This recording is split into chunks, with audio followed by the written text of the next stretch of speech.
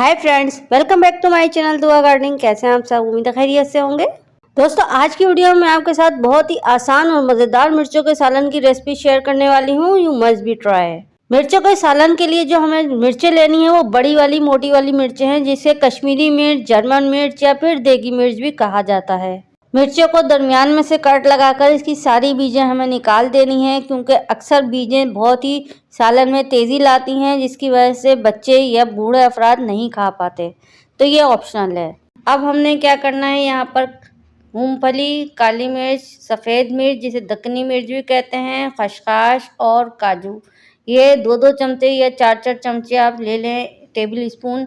और उसके बाद इसको ड्राई रोस्ट कर लें, यानी कि तवे पे हल्का सा इसको कौड़ लें बगैर तेल वेल के। और उसके बाद इसको 1-2 गिलास पानी डालकर इसको ओवरनाइट के लिए भिगा दें और सुबह उठ के इसको पीस लें।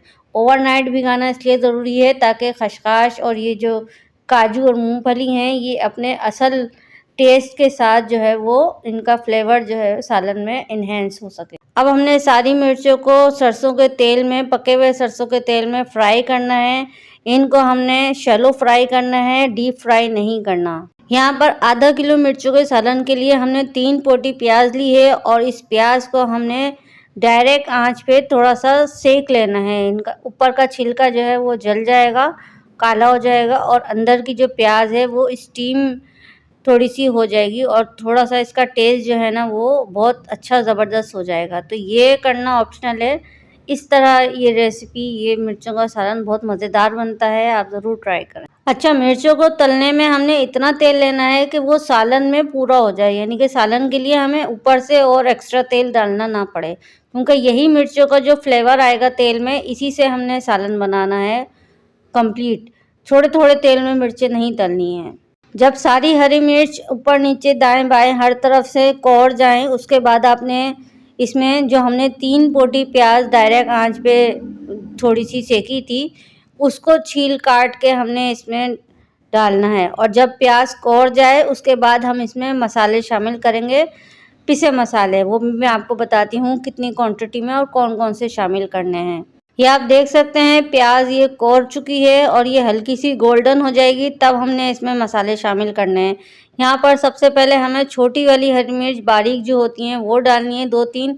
इसके बाद हमें 2 चमचे लहसुन अदरक, 1 चम्मच हल्दी और 1 चम्मच धनिया शामिल करना है। लाल मिर्च इसमें हमने नहीं डालनी है, क्योंकि इसमें हम इसके मसाले में दक्कनी मिर्च और काली मिर्च हम डाल चुके हैं, तो वो बहुत ज़्यादा मिर्ची हो जाएगा। उसके बाद हमने ये मसाले शामिल करने के बाद हमने 1 कप पानी डालना है और इन सब चीज़ों को अच्छी तरह गलने के लिए छोड़ देना है। 10 मिनट के बाद मसाला हमने भून लेना है और मसाला भून लेंगे तो ये तेल ऊपर आ जाएगा और ये तेल छोड़ देगा। इसका मतलब ये है कि मसाला हमारा भून चुका है। अब हमने इसमें ग्राइंडर में जो हमने मिक्सी के जार में मसाला पीसा था, जो हमने बैटर बनाया है काजू और उसका, वो हमने इसमें शामिल करना है। यहाँ पर हमने एक बात का ख्याल रखना है, जो हमारे पिसे हुए मसाले हैं उसका पानी कितना है और हमें अपने सालन में कितना पानी रखना है। अगर हमें शोरबा ज़्यादा पतला करना है तो हमने थोड़ा सा पानी ऐड कर लेना है, और अगर हमने गाढ़ा गाढ़ा जिस तरह मैंने बनाया है, तकरीबन गाढ़ा गाढ़ा पेस्ट नुमा इसका शोरबा है, ज़्यादा पतला पानी की तरह बह नहीं रहा है इसका शोरबा। तो आप अगर इस तरह करना चाहते हैं तो पानी ना डालें, एक्स्ट्रा पानी। इस पॉइंट पे हमने मसाला शामिल और उसके बाद हमने इसको 10 मिनट के लिए, 5 मिनट के लिए इसको हमने रख दिया ढक के।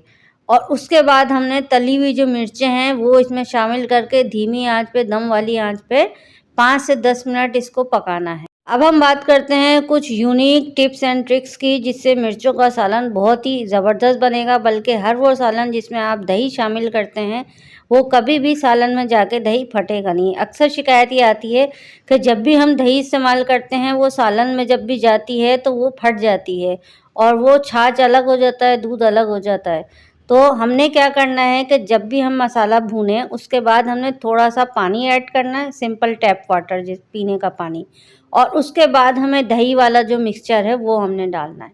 उससे ये होगा ये कि एकदम से गर्म ठंडा नहीं होगा और दही हमारी वो टेम्परेचर में मिक्स हो जाएगी, फटेगी नहीं। ये एक इम्पॉर्टेंट टिप्स है, जब भी आप दही डालें सालन में तो उससे पहले थोड़ा सा पानी ऐड कर लें, 1 कप, आधा कप या 2 घूंट पानी। उससे आपकी दही कभी भी फटेगी नहीं।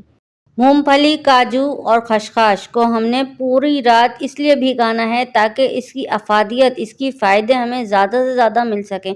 अगर हम इसको बगैर भिगाए अपने खानों में इस्तेमाल करेंगे या ऐसे ही खा लेंगे तो हमें इतने फ़ायदे, इसकी न्यूट्रिशन वैल्यू जो है वो हमें इतनी नहीं मिलेगी जितना हमने भिगा के करना है। इसके अलावा खसखस को जब हम भिगा के पीसते हैं तो वो ज़्यादातर अच्छा पिस जाता है, लेकिन अगर हम बगैर भिगाए पीसते हैं तो वो कभी भी अच्छा नहीं पिसता और उसके दाने बहुत बारीक होते हैं और वो सही से पिस नहीं पाते, जिसकी वजह से टेस्ट जो है वो अच्छा नहीं आता और सालन में दाना-दाना आने लगता है खसखस का।